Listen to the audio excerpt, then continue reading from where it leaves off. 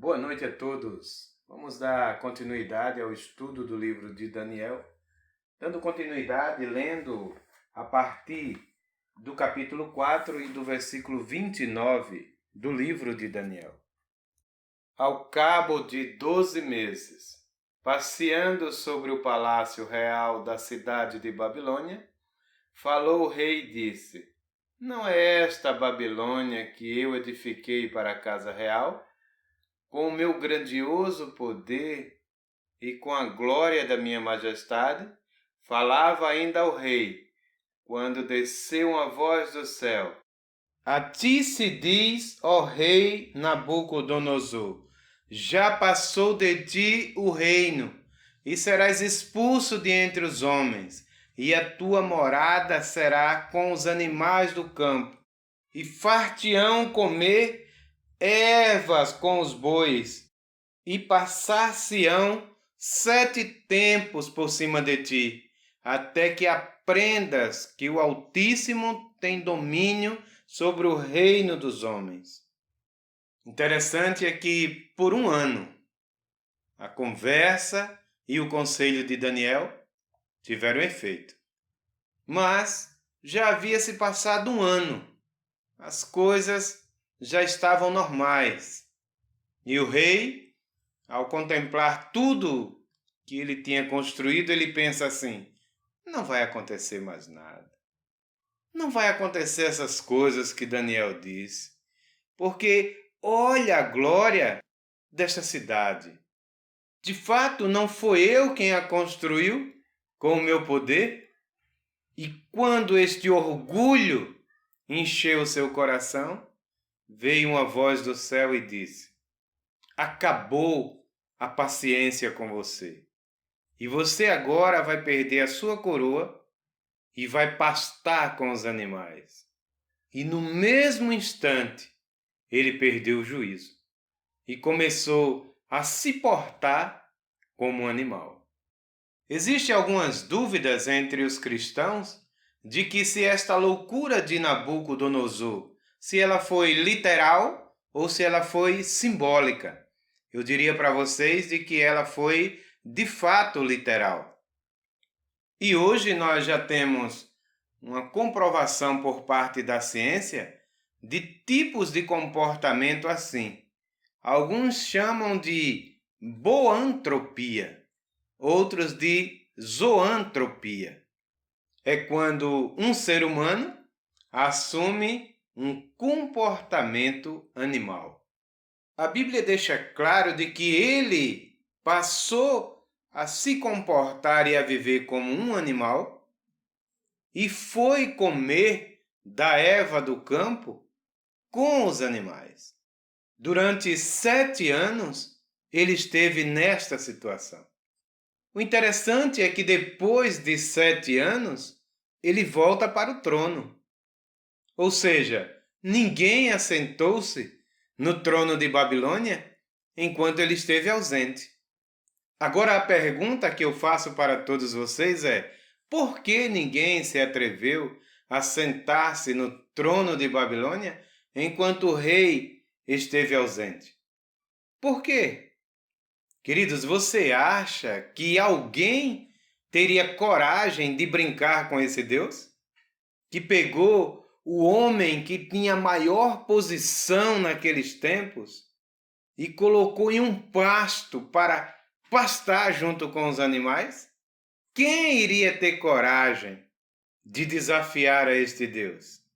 Porque a profecia dizia: você vai voltar a este trono. E durante 7 anos não houve um rei que pudesse assumir esse trono.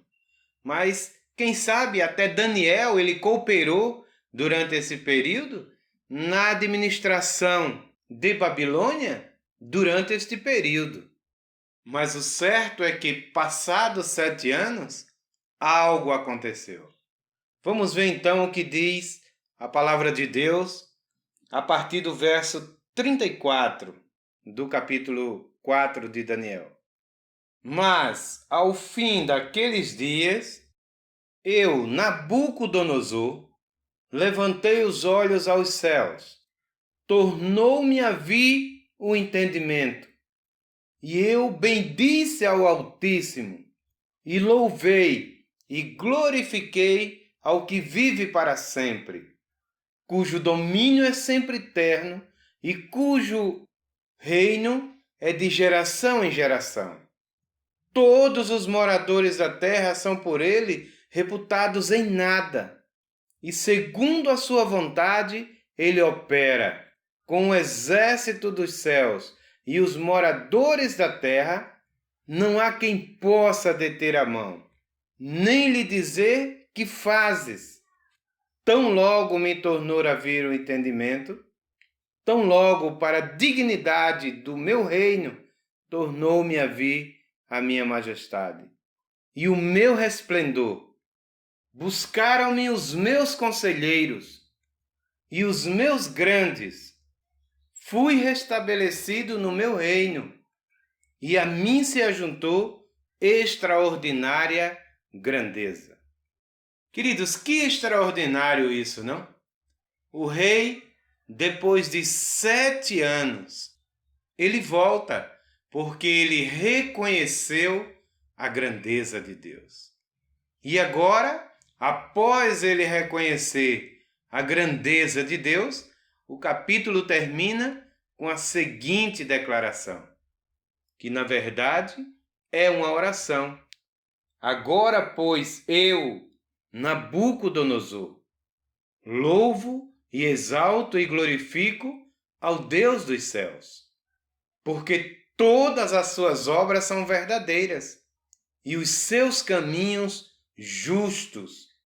Pode humilhar aos que andam na soberba. Queridos, que preciosa lição tem aqui para todos nós.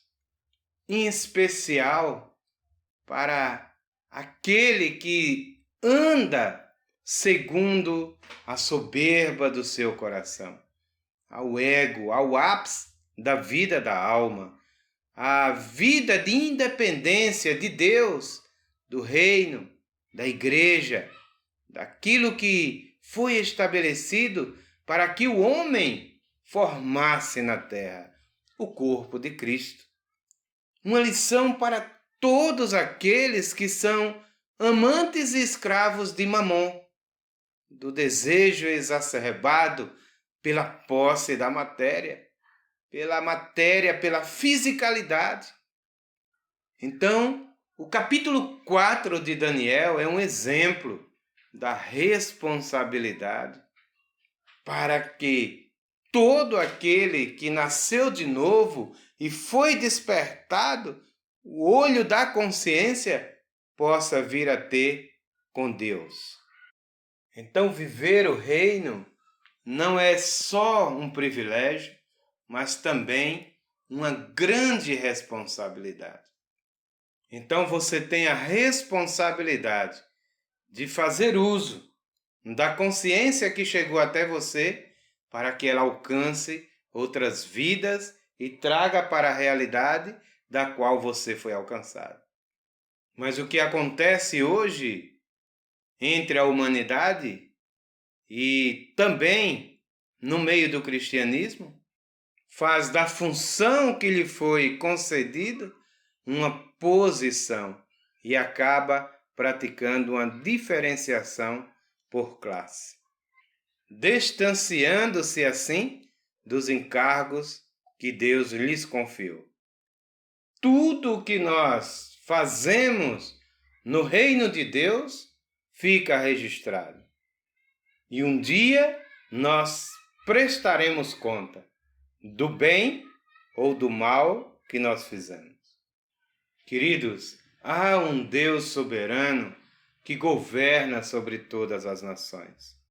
Então não existe ninguém nessa terra, quer seja grande, pequeno, independente de cor, credo, classe social, que não esteja sob os olhos do Criador do universo. Então, tudo o que você está fazendo está sendo fielmente anotado por Ele. Quem te mandou fazer o que você está fazendo? Porque não se esqueça, um dia todos nós vamos ter que dar conta do bem ou do mal que fizemos. Se agiu com justiça ou não. Qual foi a tua motivação, a tua intenção e o teu desejo em fazer aquilo que você fez? Ou aquilo que você está fazendo? Ou aquilo que você planeja fazer? Se optou em uma vida de independência ou por uma vida de santidade? Você lembra que foi esse o conselho do profeta para Nabucodonosor? Primeiro, abandone os pecados. Não viva em pecado. Segundo, pratique a justiça. Terceiro, atende aos pobres. E ele, na posição que estava, como rei de Babilônia, poderia muito bem fazer isso. E quando termina o capítulo 4, nós temos aqui um louvor, uma adoração, uma oração de Nabucodonosor ao Deus dos céus. Então, o que a Bíblia nos dá a entender é que, ao terminar a sua história terrestre, e logo depois ele morre, é que este rei teria morrido como um servo dele. Ou seja, este rei faz parte de um grupo que um dia vai ressuscitar para receber o galardão. Queridos, que história interessante é essa? Como que Deus usou o jovem Daniel para ir até Babilônia, para abençoar a vida deste grande estadista. Por isso, a história de Nabucodonosor fala do poder de um bom exemplo. O contato de Daniel com Nabucodonosor durou aproximadamente 35 anos, desde que ele chegou na Babilônia. E desde o primeiro contato, Daniel já apresentou para ele o Deus dos céus. Queridos, o que você tem apresentado para a Babilônia? Quem você tem mostrado para a Babilônia? Que tipo de Deus você tem representado em Babilônia? Lembra das palavras de Daniel ao rei? O mistério que o rei exige, nenhum mago ou encantador ou caldeu pode revelar. Mas há um Deus nos céus. Ali Daniel introduziu o Deus dele para Nabucodonosor. É essa transferência de vida na morte que Deus espera de nós. É essa inserção da luz nas trevas que Deus ele espera de nós. É esta pitada de sal naquilo que está insípido que Deus ele espera de nós. Essa história ela caminhou aproximadamente 35 anos. Ambos foram bons amigos, se tornaram bons amigos. E as boas influências de Daniel foram decisivas para a conversão de Nabucodonosor. O que você tem sido em Babilônia? Você tem sido uma influência boa ou você tem sido influenciado de forma negativa? Porque, querido, esta é a maneira que Deus ele quer usar hoje. E ele quer usar através de mim e de você. Então, o que Deus ele faz hoje? O que Deus pretende fazer hoje? Pegar servos de Deus e colocar em vários lugares para terem contatos com outras pessoas. Pessoas estas que carecem do testemunho real do Deus verdadeiro. E ao estar em contato com essas pessoas, Deus ele quer te usar. Ele quer me usar, ele quer nos usar para justamente ajudar a estas pessoas a tomarem decisões ao lado da verdade. Às vezes, queridos, é uma pessoa simples, humilde, uma pessoa que muitas das vezes não tem muito recurso e às vezes nem muita cultura. Mas esta pessoa carece de que você testemunhe de um Deus verdadeiro, de um Deus de amor, de um Deus de realidade. Vamos ver o que diz o profeta Ezequiel no capítulo 33 e no versículo 11. Tão certo como eu vivo, diz o Senhor Deus, não tenho prazer na morte do perverso, mas em que o perverso se converta do seu mau caminho e viva. Convertei-vos dos vossos maus caminhos.